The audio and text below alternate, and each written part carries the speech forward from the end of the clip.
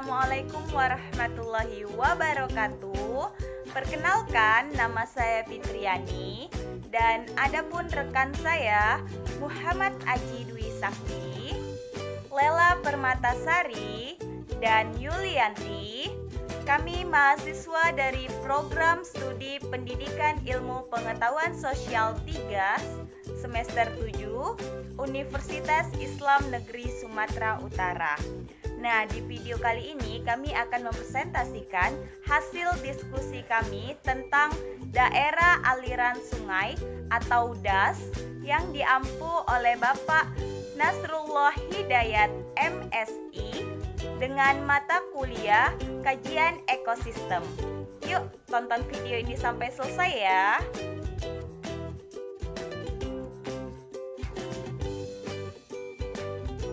Apa itu daerah aliran sungai atau DAS?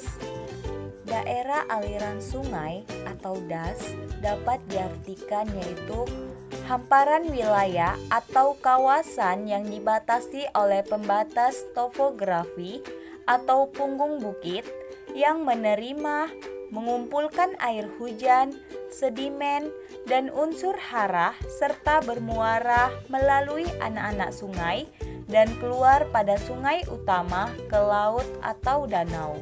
Bagaimana kebijakan pengelolaan daerah aliran sungai? Nah, di sini terdapat pertama Undang-Undang Nomor 5 Tahun 1960 tentang Peraturan Dasar Pokok-pokok Agraria. Yang kedua, Undang-Undang Nomor 11 Tahun 1967 tentang Ketentuan-ketentuan Pokok Pertimbangan. Yang ketiga, Undang-Undang Nomor 9 Tahun 1969 tentang bentuk-bentuk usaha negara. Yang keempat, Undang-Undang Nomor 11 Tahun 1974 tentang pengairan. Yang kelima, Undang-Undang Nomor 5 Tahun 1990 tentang konservasi sumber daya alam hayati dan ekosistemnya.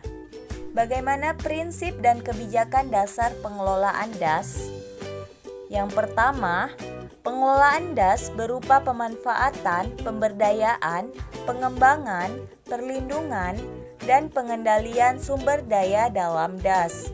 Yang kedua, pengelolaan DAS berlandaskan pada asas keterpaduan, kelestarian, kemanfaatan, keadilan, kemandirian, serta akuntabilitas.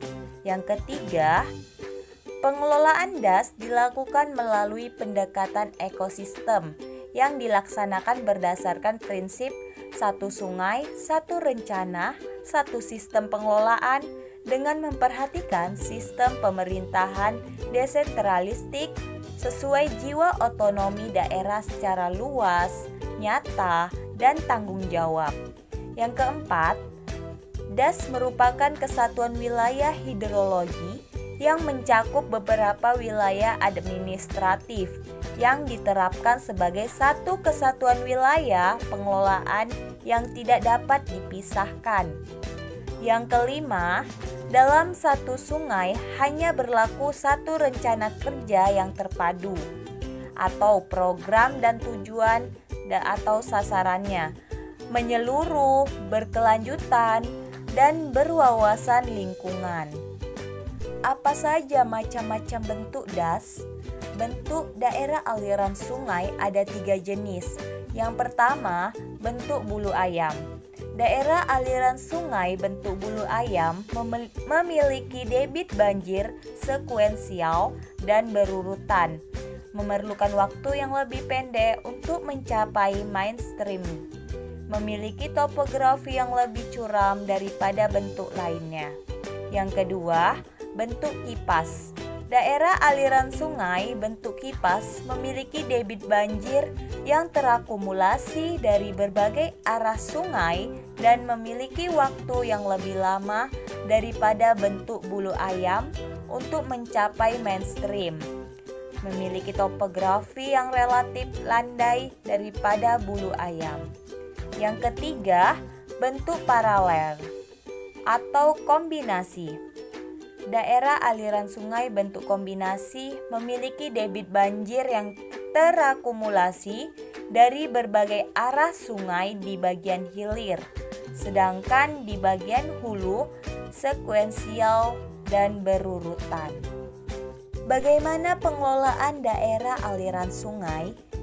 Pengelolaan daerah aliran sungai merupakan suatu bentuk pengembangan wilayah yang menempatkan daerah aliran sungai sebagai suatu unit pengelolaan sumber daya alam yang secara umum untuk mencapai tujuan peningkatan produksi pertanian dan kehutanan yang optimum dan berkelanjutan dengan upaya menekankan kerusakan seminimum mungkin agar distribusi aliran air sungai yang berasal dari daerah aliran sungai dapat merata sepanjang tahun. Pengelolaan daerah aliran sungai dijalankan berdasarkan prinsip kelestarian sumber daya yang menyiratkan keterpaduan antara prinsip produktivitas dan konservasi sumber daya. Pengelolaan daerah aliran sungai ini bersifat multidisiplin dan lintas sektoral, maka dalam pelaksanaan sistem perencanaan pengelolaan daerah aliran sungai perlu diterapkan asas One River One Plan, yaitu suatu perencanaan terpadu dengan memperhatikan kejelasan keterkaitan antara sektor pada tingkat daerah atau wilayah nasional serta kesinambungannya. Apa sajakah dampak negatif yang dapat ditimbulkan akibat pembangunan di daerah aliran sungai? Banyak dampak negatif yang dapat ditimbulkan akibat pembangunan di sekitaran daerah aliran sungai, seperti akan mengakibatkan banjir, tanah longsor, bahkan pencemaran terhadap air sungai. Bagaimana upaya mengatasi dampak negatif yang ditimbulkan oleh bangunan di daerah aliran sungai? Nah, banyak upaya yang dapat dilakukan, seperti pertama, dapat membangun tanggul banjir untuk mencegah meluapnya air.